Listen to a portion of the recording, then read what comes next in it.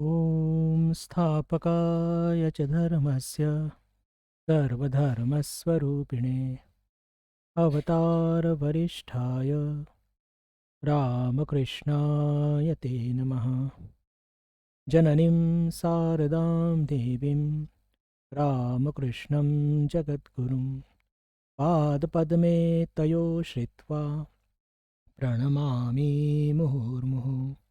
नमः श्रीयतिराजाय विवेकानन्दसूरये सच्चित्सुखस्वरूपाय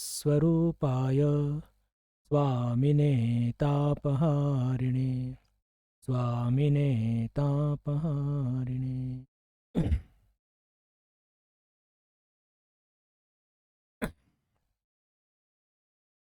आज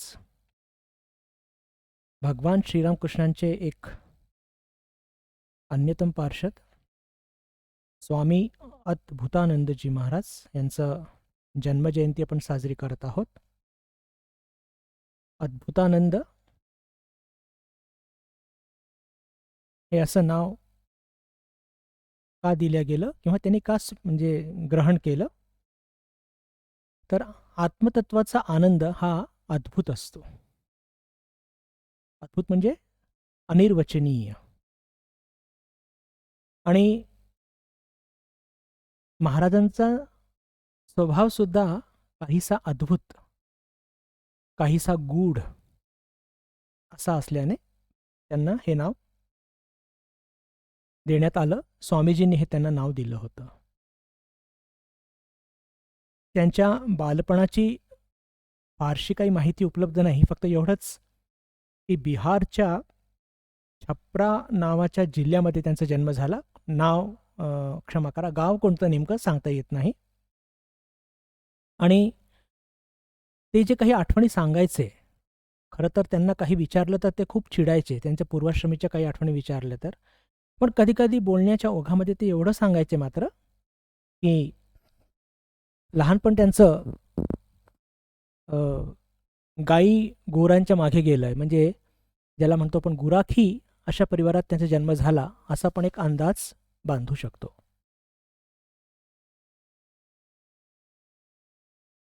लहानपणीच त्यांना एक फार कठीण आजार झाला आणि त्यांच्या आईनी प्रभू रामचंद्रांना गळ घातली.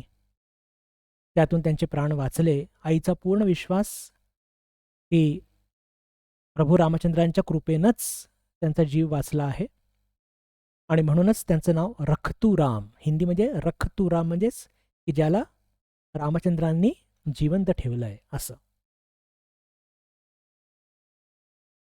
याशिवाय काही फार विशेष माहिती त्यांच्या लहानपणाची उपलब्ध नाही.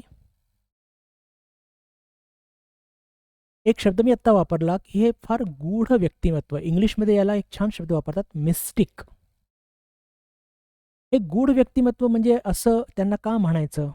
त्यांचा स्वभाव फार वेगळ्या प्रकाराचा होता. वेगळ्या प्रकाराचा म्हणजे कसा की पहा, ईश्वर प्राप्तीकरता आपण सगळेजण झटत आहोत. शास्त्र अध्ययन करतो, जप ध्यान करतो, साधू संघ करता आपण उत्साहित असतो. पण अशा या महापुरुषांच्या सत्संगाने का तर हे काही बोलतच नाही, किंवा जर त्यांचा मूड असेल तर थोडं काहीतरी बोलतात. बोलतच नाही किंवा काहीतरी थोडंच बोलतात. पण त्यांच्या त्या गूढ स्वभावामुळे जर आपली पातळी असेल तर जे ज्ञान शास्त्रामध्ये सुद्धा उपलब्ध नाही ते त्यांच्याकडून आपल्याला मिळू शकतं. का? कारण की ते त्यांच्याकडे डायरेक्ट एक्सपिरियन्स असतो, साक्षात अनुभूती त्यांच्या गाठी असते. पण त्यांच्याकडून ते प्राप्त करून घेणे फार सोपं नसतं आणि म्हणूनच या लोकांना मिस्टिक असं म्हणतात, गूढ व्यक्तिमत्व. त्यातून लाटू महाराजांच्या संदर्भात चर्चा करायची म्हणजे चर्चा पण आत्ताच केली. शिक्षण मुळीच नाही, गुराखी परिवारात जन्म. स्वामी विवेकानंद त्यांच्या संदर्भात चर्चा करत असताना एकदा म्हणतात की भगवान श्रीरामकृष्णांचं जर काही कमाल बघायचा असेल तर ते लाटूकडे बघा. आम्ही सर्वजण शिक्षित आणि सुसंस्कृत बुद्धी घेऊन श्रीरामकृष्णांकडे आलो. पण लाटू, त्याला असं काही उपलब्धच झालं नाही. शिक्षणाचा काही प्रश्नच येत नाही. आई वडील लहानपणीच मृत्युमुखी पडले. म्हणजे त्याच्या काकांनी त्यांचा सांभाळ केला, काका आणि काकूंनी. पण असे काही फार उच्च स्तराचे संस्कार वगैरे काही प्राप्त झाले असतील असं काही वाटत नाही. पण याची विवेचना आपण आज करणार आहोत पुढे. तर स्वामीजी जे म्हणतात की भगवान श्रीरामकृष्णांचं जर काही कमाल बघायचं असेल तर ते लाटूकडे बघा. त्याचं कारण हेच की स्वामीजी म्हणतात की ज्या पातळीवरनं आमचा प्रवास सुरू झाला, ज्या गोष्टी आम्हाला काही लाभल्या त्याच्यात पुढे आमचा प्रवास सुरू झाला, पण असल्या कोणत्याही गोष्टी सुसंस्कृतपणा आणि शिक्षित बुद्धी ही लाटूला लाभलीच नाही. सामान्य परिवारात जन्म झालेला आहे आणि तिथून त्यांचा प्रवास सुरू होऊन त्यांनी जो एक आध्यात्मिक प्रवासाचा एकदम टोक गाठलेला आहे, अल्टिमेट विजडम त्यांनी प्राप्त केलेला आहे. तर त्यातून हे लक्षात येतं की खरंच त्यांच्यावरती भगवान श्रीरामकृष्णांची किती कृपा होती. आणि वरच्यावर जर बघितलं तर खरंच ईश्वरप्राप्तीची तळमळ ही लाटू महाराजांना किती जबरदस्त होती की त्यांनी हा पूर्ण प्रवास एका झटक्यात त्यांनी पार पाडला.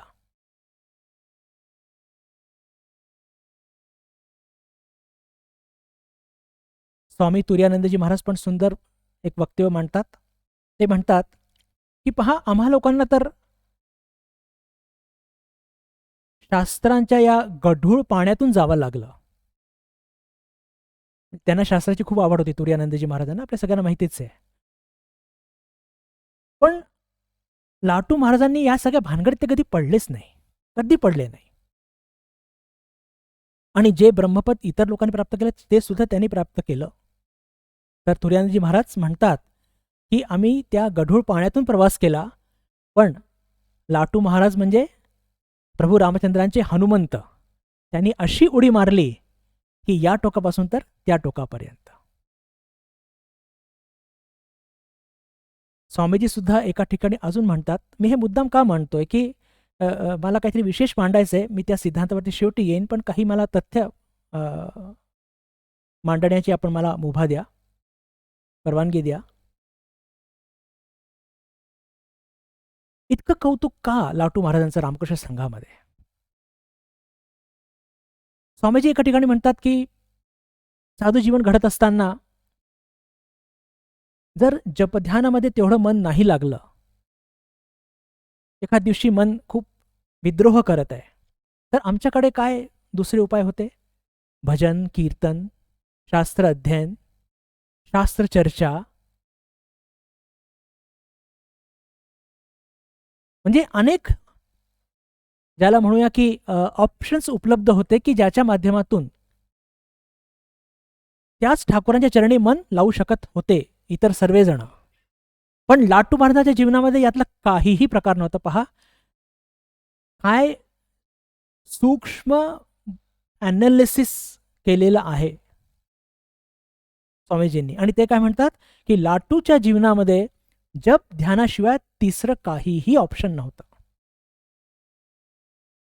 त्यांना न संगीत आवडायचं, वादनचा प्रश्नच नाही, शास्त्र अध्ययनाचा प्रश्न नाही, शास्त्र चर्चा त्यांना आवडायची शेवटी.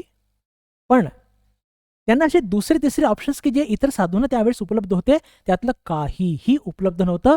फक्त आणि फक्त ईश्वर चिंतन, जप, ध्यान, त्याच्याशिवाय त्यांना काहीही ऑप्शन नव्हतं. आणि तरी सुद्धा या महापुरुषांनी फक्त आपल्या अढळ निष्ठेने आपल्या मनाला कह्यात ठेवून जप ध्यान करून आणि तेच ब्रह्मपद प्राप्त केलं. ही फार एक त्यांच्या चरित्राचा एक फार मोठा गुण आहे असं मला वाटतं. आणि तेही स्वामीजींनी स्वतः या गोष्टी त्यांच्या चरित्राच्या बाहेर काढून आपल्या पुढे मांडलेल्या आहे.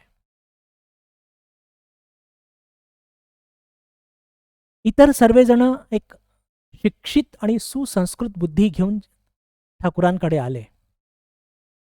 मुळीच शिक्षण न झाल्यामुळे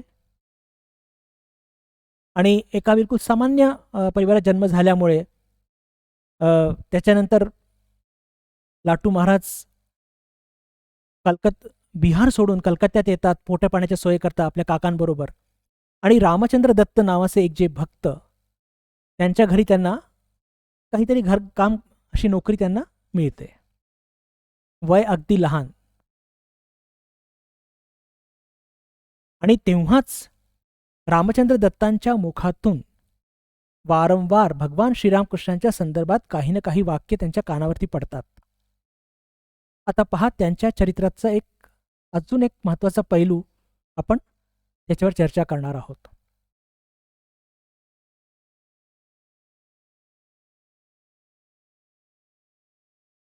शिक्षित नसणं म्हणजे हा किती मोठा एक वरदान असतो. आणि विशेष करून लाटू महाराजांच्या जीवनामध्ये प्रत्येक अशिक्षित व्यक्तीला हा वरदान मिळालेला असतो हा असं जरुरी नाहीये बरं. म्हणजे तसा गृहीत आपल्याला धरायचं नाहीये. पण लाटू महाराज हे अशिक्षित होते, पण त्यांचं मन किती पवित्र होतं, ईश्वर अभिमुख होतं, हे एकाच घटनेतून आपल्याला लक्षात येईल की फक्त आपल्या मालकाच्या मुखातून सतत ते ऐकत असतात भगवान श्रीरामकृष्णांच्या संदर्भात आणि अजून बघितलं सुद्धा नाहीये त्यांना. आणि त्यांच्याप्रती त्यांच्या मनामध्ये एक भक्ती किंवा ही व्यक्ती कोण आहे, हिला भेटलं पाहिजे अशी एक उत्कंठा, उत्सुकता, कुतूहल निर्माण होतं. आपल्या जीवनामध्ये सुद्धा आपण किती काय ऐकत असतो. साधारण गोष्टींच्या बाबतीत आपली उत्सुकता, उत्साह दांडगा असतो, पण संतांच्या बाबतीत तितका उत्साह नसतो. मी क्षमा मागून बोलतो, ही स्थिती आपल्या सर्वांची आहे. पण हा मुलगा अत्यंत कमी वयाचा, काय 15-16 वर्ष तेव्हा वय असेल, फक्त ऐकून त्यांच्या मनामध्ये एक खूप स्पृहा जागृत होते. आणि एक दिवशी जेव्हा रामचंद्र दत्त जाण्याची तयारी करत असतात दक्षिणेश्वरी, तर लागलीच हे रक्तुराम म्हणतात की मी तुमच्याबरोबर येऊ का. रामचंद्र दत्त आणि त्यांच्या पत्नींचा यांच्यावरती खूप स्नेह होता, सरळ मनाचे होते ना, लागलीच तयार झाले. पुढची घटना घेण्याच्या आधी मला एक वस्तू जे थोडीशी ठासून मांडायची आहे, जोर देऊन मांडायची आहे, ती म्हणजे की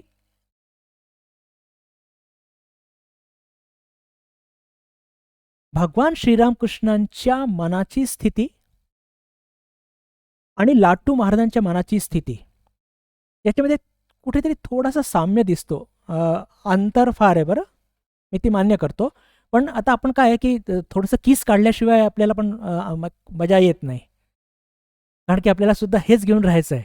तर किस काढण्याचा अर्थ काय की पहा, भगवान श्रीरामकृष्णांचं पण लौकिक शिक्षण मुळीच झालेलं नाहीये आणि लाटू महाराजांचं सुद्धा शिक्षण मुळीच झालेलं नाहीये. एक हे साम्य. दुसरं साम्य की दोघांचं मन हे अतिशय पवित्र आहे. दोघांचं मन अतिशय पवित्र आहे. आणि तिसरी गोष्ट म्हणजे दोघांच्या मनामध्ये विश्वास हे प्रचंड आहे. या सगळ्यांचा संबंध आहे बरं एकमेकांशी. आणि ते काय ते आपण आत्ताच बघून घेऊ.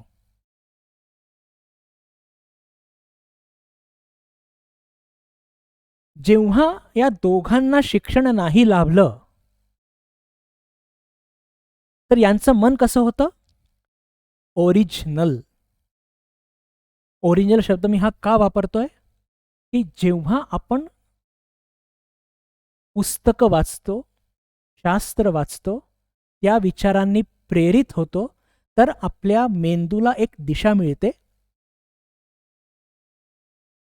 आणि एका अर्थाने त्या दिशेनीच आपण विचार करत असतो.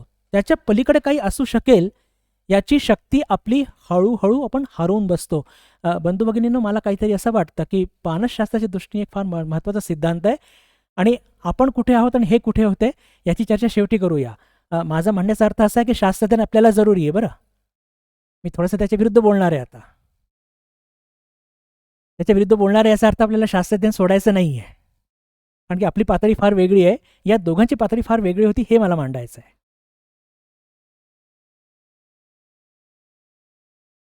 जेव्हा आपण पुस्तकं वाचतो, म्हणजे सामान्य इकॉनॉमिक्स, फिजिक्स, केमिस्ट्री वगैरे, तर आपण काय करतो की ते पुस्तकं वाचून वाचून आपल्या मेंदूंना एक इन्फॉर्मेशन, एक सूचनांनी भरतो आणि मग आपण त्या पद्धतीनेच विचार करण्याकरता, म्हणजे एका दृष्टीने आपण आपल्या मनाला कंडिशन्ड करून टाकतो. एका धापण म्हणतो ना आपण, धापणामध्ये त्याला टाकून देतो मनाला. आणि म्हणून आपण आपल्या मनाची ओरिजिनॅलिटी, म्हणजे कोणत्याही घटनेवरती स्वतःहून स्वतःच्या पद्धतीने विचार करण्याची शक्ती हरवून बसतो. मी रिपीट करतो पुन्हा, की जेव्हा आपण हे सगळे पुस्तकं वाचतो आणि मग त्याच्यामध्ये शास्त्र सुद्धा आले. बरं,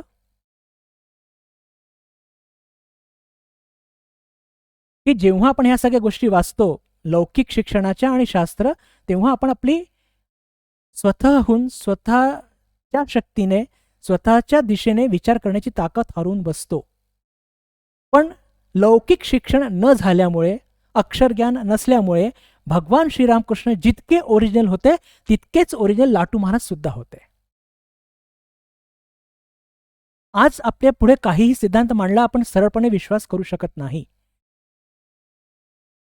प्रत्येक अशिक्षित व्यक्ती असा वागतो असं जरुरी पण नाहीये. बरं, हे दोघांची एक पातळी फार वेगळी होती, त्यांच्या मनस्थिती फार वेगळी होती, हे आपण लक्षात ठेवलं पाहिजे.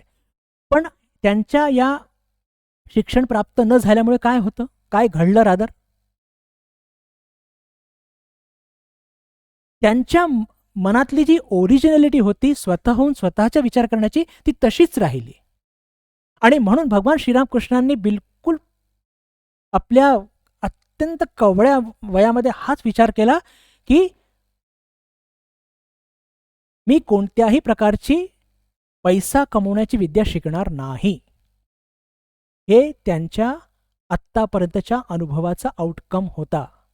ते म्हणतात, मी तिकडे जात नाही, तर विषय दुसरीकडे जाईल, की म्हणजे कोणतेही लौकिक मी काम करणार नाही, ज्याने त्यांना या म्हणजे जीवनाची नश्वरता त्यांना कळली होती. हे आहे ओरिजिनल थिंकिंग. लाटू महाराजच्या बाबतीत सुद्धा त्यांची थिंकिंग अत्यंत ओरिजिनल होती. हे सिद्ध करण्याकरता मी तुमच्यापुढे काय म्हणणार आहे, की जे अत्यंत म्हणजे ज्यांचे मन पुस्तकांनी किंवा काही वाचून कंडिशन्ड झालेले नाहीये, त्यांचं वैशिष्ट्य काय असतं की ते फार सरळ मनाचे असतात आणि म्हणून त्यांना काहीही सांगण्यात जेव्हा येतं तर ते लागलीच त्यांना विश्वास बसतो. आज थोडं आपण जरा खोलवर जाणार आहे. बरं, लाटू महाराज चरित्र इतकं सोपं नाही आहे, घटना भरपूर आहेत, पण हे लक्षात ठेवलं पाहिजे आपण की पहा, या म्हणजे भगवान श्रीरामकृष्ण आणि लाटू महाराज हे अत्यंत त्यांच्या मनाची ठेवण पूर्णपणे ओरिजिनल होती. एक, कोणत्याही विचारांनी दूषित नव्हती, म्हणजे वाचून आपले मन दूषित झाले असा अर्थ घेऊ नका. बरं, पण कंडिशन्ड नव्हती, आपण कंडिशन्ड झालेलो आहोत आणि आपल्याकरता ते जरुरी आहे. त्याच्यामुळे त्यांचं मन अत्यंत सरळ होतं आणि त्यांना जे काही सांगण्यात यायचं ते त्याच्यावरती लागलीच विश्वास करायचे. भगवान श्रीरामकृष्णांच्या जीवनातले ते किती प्रसंग आहेत.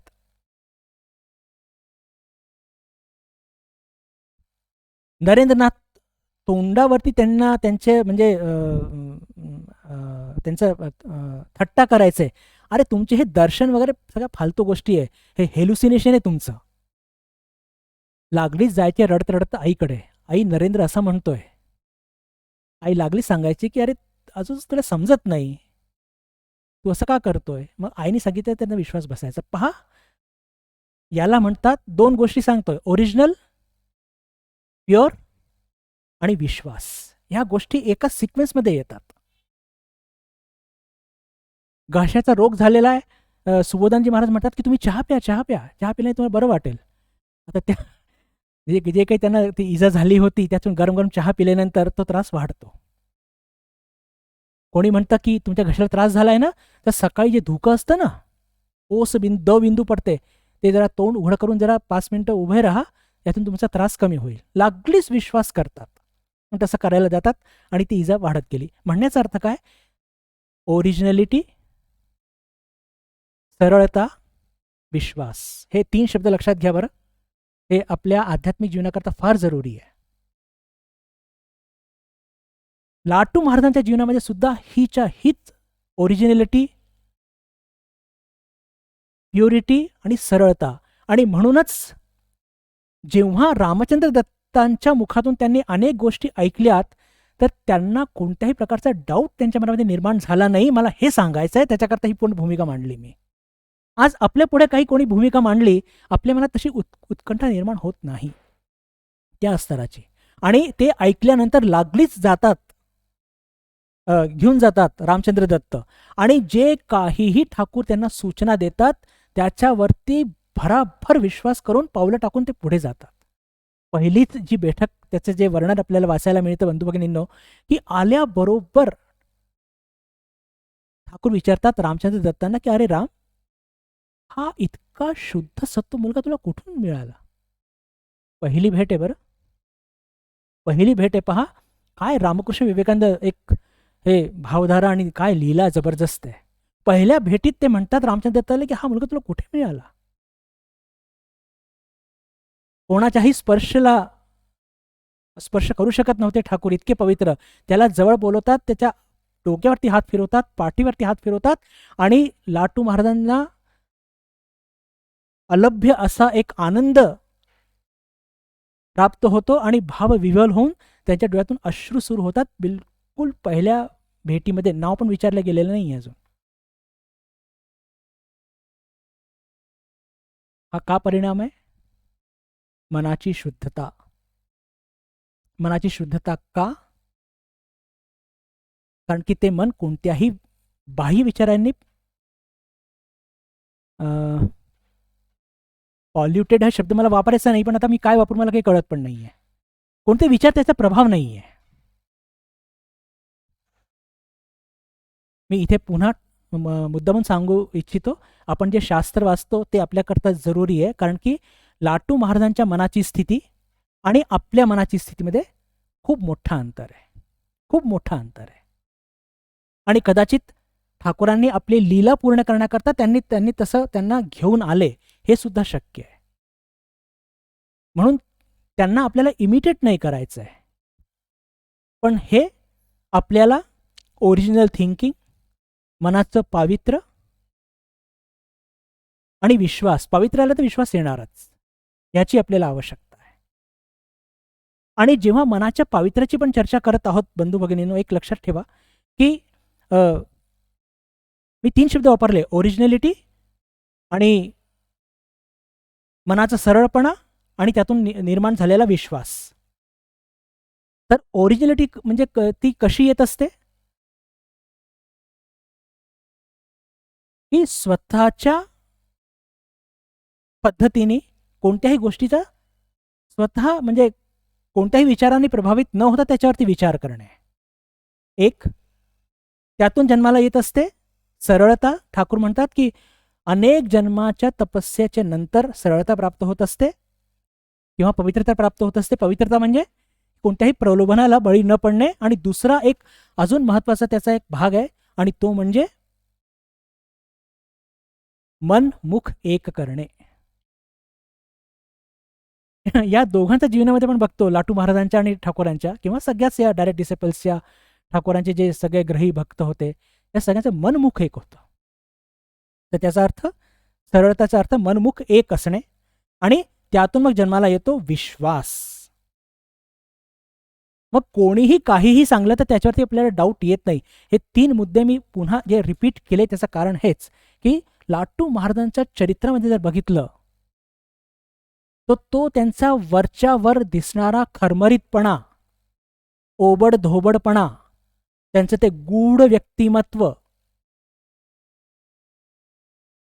कोणी त्याला ओंगळवाणं सुद्धा म्हणेल, बोचरेपणा, कारण की काय विचारून काय उत्तर मिळेल काही सांगता येत नाही. पण या सगळ्या गोष्टींच्या पलीकडे जे कोणी भक्त त्यावेळेस ते त्यांच्या जवळ गेले, ज्यांना त्यांचा आशीर्वाद लाभलाय, ते धन्य धन्य झालेले आहेत असं प्रेमानंदजी महाराज म्हणतात. पण साधारणपणे असे व्यक्तिमत्व बघितले की आपण जरा थोडंसं मागेच राहतो. माहित नाही महाराज काय बोलतील, काय रागवतील का. पण या सगळ्या गोष्टींना सहन करून जे त्यांची जवळीक त्यांना मिळाली ते धन्य धन्य झालेले आहेत.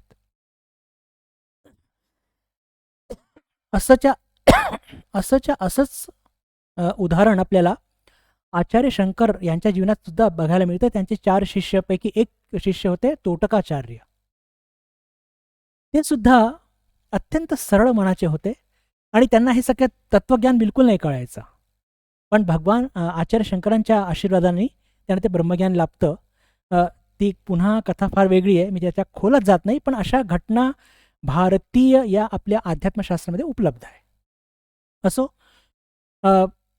पहिली भेट झालेली आहे, भगवान श्रीरामकृष्णांकडनं त्यांना धडे मिळत आहेत आणि त्यांच्याप्रती इतकी एक ओढ निर्माण झालेली आहे की त्यांचा दुरावा लाटू महाराजांना सहन होत नाही.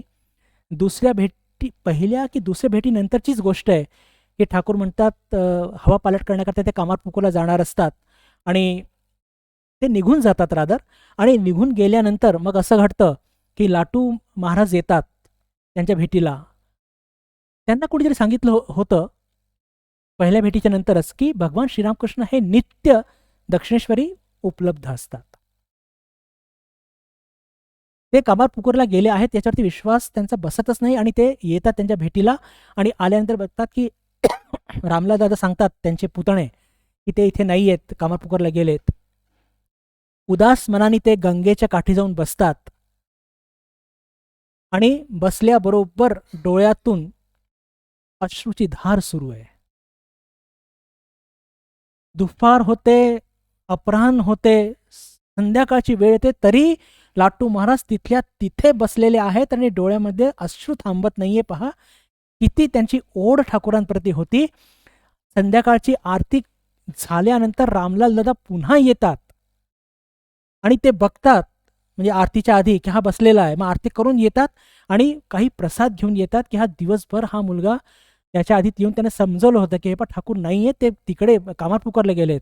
पण हा मुलगा याचा इतका विश्वास की त्यांना सांगितलंय कोणीतरी काय की नित्य श्रीरामकृष्ण नित्य रूप इथे दक्षिणेश्वरी उपलब्ध आहेत आणि मला ते त्यांचं दर्शन झालंच पाहिजे.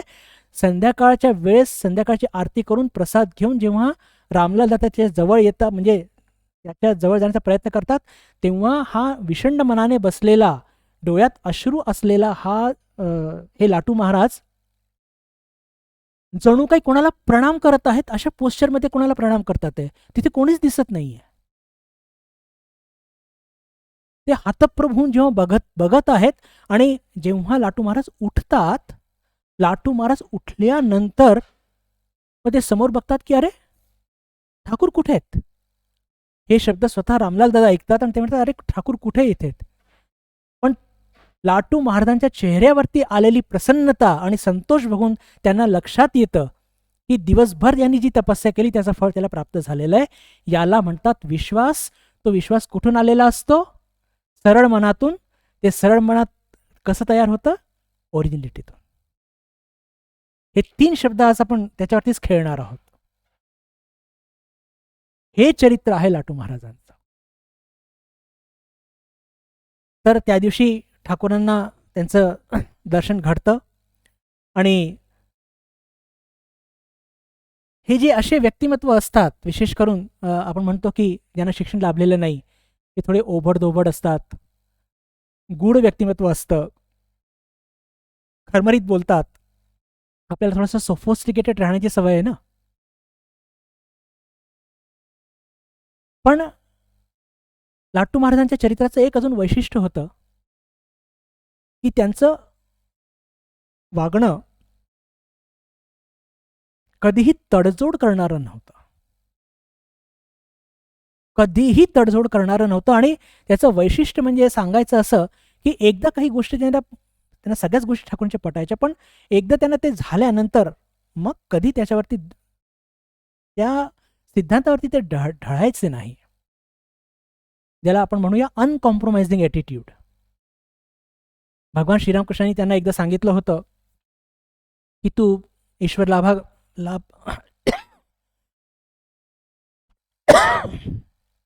ईश्वर लाभ करण्याचा प्रयत्न करत आहेस तर कामिनी कांचनपासून खूप लांब राहा.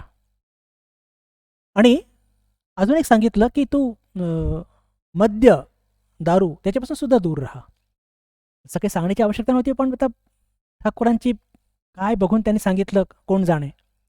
एकदा ठाकूरांच्या भेटीला ते येत असताना रस्त्यामध्ये एक दारूच्या दुकानाच्या समोरच, आता तिथे काय वासबीस त्यांच्या नाकात गेला असेल तर त्यांचं डोकं गरगर फिरू लागलं. आणि माझं डोकं गरगर का फिरते त्यांना काही कळलंच नाही. पण सरळ मनाचे गेल्या गेल्या ठाकूरांना सांगितलं की असं असं घडलंय. तर तिथे काय होतं तर त्यांनी सांगितलं कदाचित काय मद्याची दुकान वगैरे काहीतरी असेल हे त्यांच्या लक्षात आलं. तर पुढच्या वेळेस जाताना तो रस्ता सोडून जवळजवळ 8 मैलाचा मोठा रस्ता आणि तो सुद्धा पायी चालून ते ठाकूरांकडे पोहोचले. रामचंद्र दत्तांना कळल्याबरोबर त्यांनी ठाकूरांना सांगितलं की हो तुम्ही काय सांगितलं यांना, आता असा असा वागतोय आणि तो म्हणतोय की नाही मी त्याच रस्त्याने जाणार, तो खूप लांबचा रस्ता आहे. ठाकूरांनी विचारणा केली. त्यांनी म्हटलं की तुम्हीच म्हटलं की मद्याचं म्हणजे वास घेऊ नकोस. तर ठाकूर म्हणाले अरे मी तुला मद्याचा वास घेऊ नकोस असं सांगितलंय. ज्या रस्त्यावरती दारूची दुकान आहे तो रस्ता सोडायला नाही सांगितला. पण जोपर्यंत ठाकूरांनी तसं सांगितलं नाही तोपर्यंत मात्र त्यांनी तो सिद्धांत पकडून ठेवला. पहा हे सगळं वैशिष्ट्य ठाकूरांच्या शिष्यांचं. तडजोड करायची नाही आणि जे सांगितलंय ते तसंच्या तसं. आणि कोणत्याही प्रकारचं त्याच्यामध्ये स्वतःच्या आपल्याला काय वाटतं ना की अरे तसं सांगितलंय त्यांनी, पण आपण स्वतःचं डोकं लढवायचा खूप शक्क लढवणं ज्याला म्हणतो ना आपण, शक्क लढत असतो म्हणून आपण गोत्यात येत असतो. पण हे जे ओरिजिनल पवित्र सरळ आणि विश्वास ठेवणारे ही पूर्ण जमातच फार वेगळी. असो ठाकूरांच्या प्रती त्यांची जी एक अनन्य भक्ती त्याचे अनेक दाखले उपलब्ध आहेत. पण आपण काही महत्त्वाचेच इथे घेऊ. त्यातलं एक तर फारच महत्त्वाचं म्हणजे भगवान श्रीरामकृष्णांना कॅन्सर झाला आहे आणि काशीपूरला त्यांना हलवण्यात आलेलं आहे. मध्ये पुकुर बाटीमध्ये सुद्धा काही महिने होते. आणि भगवान श्रीरामकृष्णांचं शरीर इतकं क्षीण झालेलं आहे. काशीपूरला वरच्या खोलीत राहत असताना शौचालयाला जायला त्या शौचालयाकडे जाण्याची ताकद सुद्धा त्यांच्यामध्ये नव्हती. खोलीमध्येच ते सर्व काही उरकायचे आणि ती सगळी घाण वगैरे स्वच्छ करण्याकरता भगवान श्रीरामकृष्णांनी ही आज्ञा दिली लाटू महाराजांना. आणि त्यांनी ती आनंदाने भगवान श्रीरामकृष्णांच्या शेवटच्या दिवसापर्यंत पूर्ण निष्ठेने ते सगळं कार्य केलेलं आहे. बंधू भगिनींनो, हे फार मोठी एक गोष्ट आहे. यातून लाटू महाराजांची एक केवढी निष्ठा आणि करायला तिथे सगळे एकापेक्षा एक भक्त उपलब्ध होते. भक्त म्हणण्यापेक्षा हे जे डायरेक्ट डिसायपल्स नरेंद्रनाथ काही कमी होते, ते सगळेच उपलब्ध होते तिथे. पण हे कार्य पहा, ठाकूरांनी प्रत्येक कार्यकर्ता ते कार्याच्या आधारे आपण काहीतरी त्यांची मोजमाप करतो. हे अत्यंत चुकीचे आणि हीन बुद्धीचे लक्षण आपले सर्वांचे आहेत. पण कोणतं कार्य कोणाकडनं कळून घ्यायचं हे ठाकूरांना खूप चांगलं समजायचं आणि अत्यंत निष्ठेने शेवटच्या दिवसापर्यंत त्यांनी ते कार्य बाहेर पाडलं. सरळ मनाचे लाटू महाराज हे अत्यंत बिनधास्त आणि स्पष्ट वक्ते होते. मी आत्ताच पण चर्चा केली की आपण सोफोस्टिकेटेड असतो, काहीतरी नाही बाबा कोणाला राग येईल वगैरे वगैरे असं करून खूप गोडगोड राहतो. हे गोडगोड राहिल्याने फक्त आपण संबंध बनवू शकतो. पण हे जे व्यक्तिमत्व असतं, जे बिनधास्त असतात, स्पष्ट वक्ते असतात, विशेषकर ज्याच्यामध्ये त्यांचा काही स्वतःचा स्वार्थ काही नसतो. आणि आत्ताच आपण जेव्हा सरळता जी असते ती कशी असते, जे काही मनात आहे तेच मुखात आहे आणि तेच कृतीमध्ये आहे. आणि ही कलियुगाची फार मोठी एक साधना आहे असं भगवान श्रीरामकृष्ण स्पष्टपणे म्हणतात. आणि आज या पवित्र दिवशी जेव्हा हा एक एक सर्वात म्हणजे महान पुरुषाचे पण चरित्राचं अध्ययन करत आहोत, तर पहा कसं आहे की जेव्हा आपले स्वामीजी अमेरिकेतून परत आले आणि अमेरिकेतून परत आल्यानंतर त्यांनी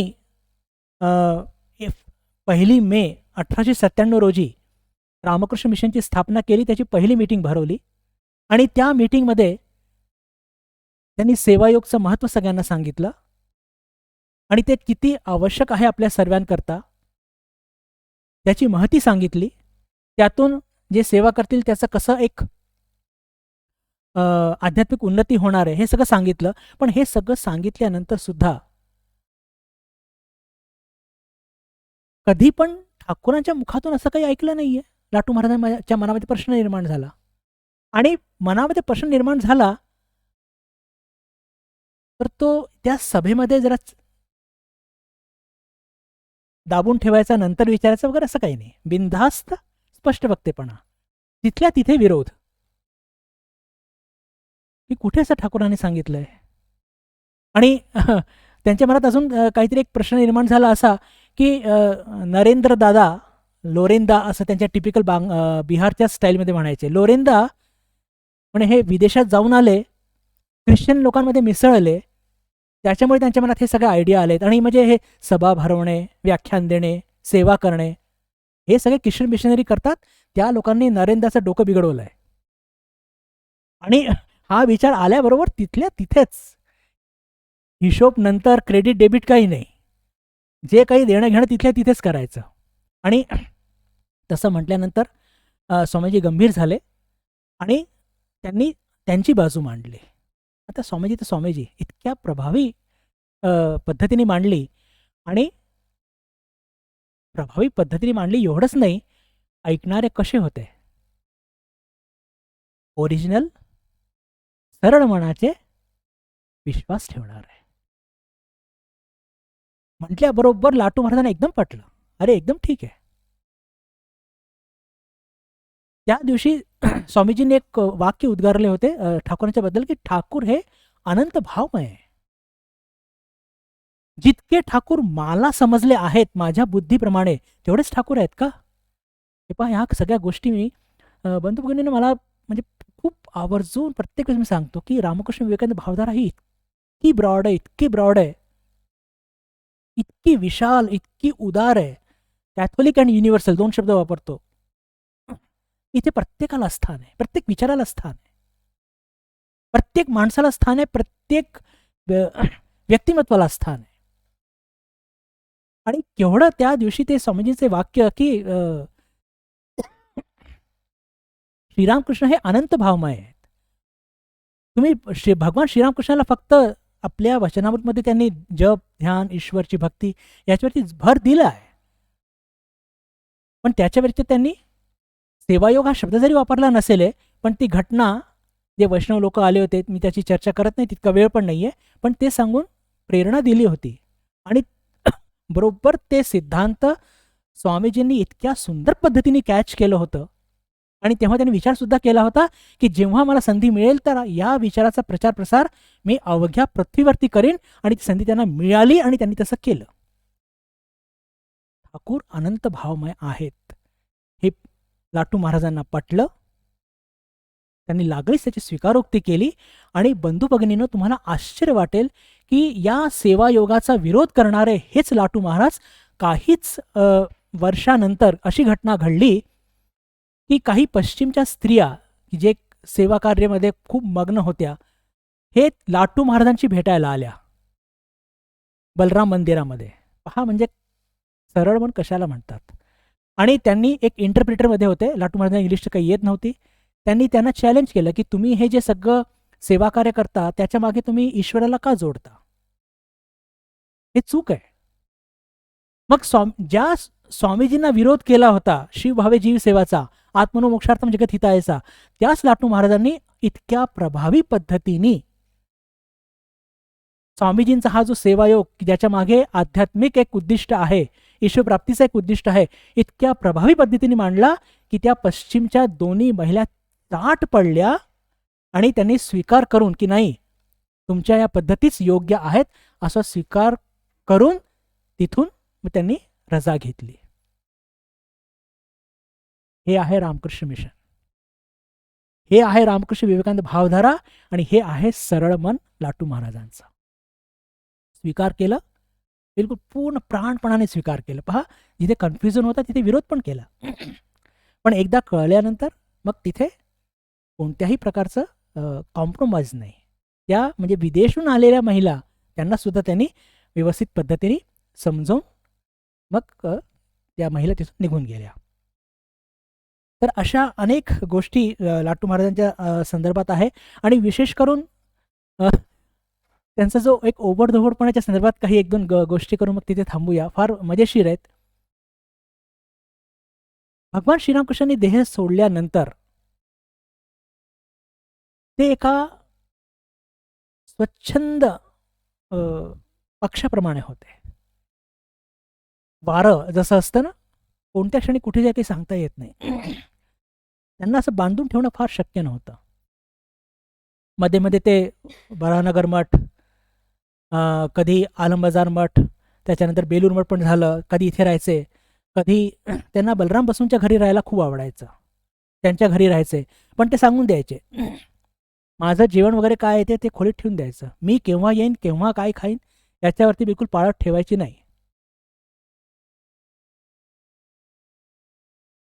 खूप एकदम जसं वारं मोकळं असतं बिलकुल त्या पद्धतीने त्यांनी पूर्ण आपलं आयुष्य काढलं. आणि जेव्हा बेलूर मठाची निर्मिती झाली आणि तिथे सगळे साधू ब्रह्मचारी बरोबर तिथे राहत असताना स्वामीजींनी नवागत ब्रह्मचारींकरता नियम केले. घंटी वाजेल तेव्हा उठायचं, 3:30ला घंटी होणार सकाळी, 4ला सगळेजण जपाला बसायचं, मग काय 6:30ला घंटा होईल तेव्हा ब्रेकफास्ट करायचा, असं करायचं तसं करायचं, हे सगळं त्यांनी नियमावली केली. हे सगळं लाटू महाराजांनी ऐकलं आणि आपला गमछा उचलला आणि निघाले. म्हणजे काय झालं लाटू महाराज, लाटू दादा, तर काय उत्तर दिलं? उत्तर जबरदस्त आहे बरं. ते म्हणतात की लोरेंदा, माझं मन अजून इतकं उन्नत झालं नाही आहे की तुझ्या घंट्यावरती माझं ध्यान लागेल आहे, तुझ्या घंट्यावरती मला भूक लागेल आहे, हे माझ्याकडनं होणार नाही, मी चाललो. स्वामीजींनी जरा गंमत केली, जा म्हणे. गेटपर्यंत पण गेले नसतील, स्वामीजींनी कोणातरी पाठवलं आणि त्यांना पुन्हा पकडून आणलं आणि सांगितलं की हे पा, हे जे नवागत ब्रह्मचारी आलेत यांनी त्या ठाकूरांना बघितलं नाही आहेत किंवा त्यांची मनाची तेवढी अवस्था नाही आहे, हे सगळे नियम त्यांच्याकरता आहे, तुझ्याकरता नाही आहे. तुला जसं राहायचं तसं राहा, तुला जसं वागायचं आता हे काही हे तर करणार नाही. पण उत्तर केवढं किती जबरदस्त दिलं की माझ्या मनाची अजून तितकी उन्नती झाली नाही आहे की तू घंटा वाजवशील आणि माझं मन समाधीत जाईल म्हणून, तू घंटा वाजवशील आणि मला भूक लागेल म्हणे. तर ह्या सगळ्या गोष्टी नवागत साधू ब्रह्मचाऱ्यांकरता होत्या. आणि म्हणजे अशा प्रकारच्या अनेक गोष्टी आणि मजेशीर घटना त्यांच्या जीवनात आपल्याला बघायला मिळतात की कोणत्याही प्रकारचे म्हणजे ज्याला म्हणतो की नियम ते मानायला मुळीच तयार नव्हते. वाचता येत नव्हतं त्यांना, पण शास्त्र ऐकण्याची गोडी मात्र त्यांना खूप जबरदस्त होती. आणि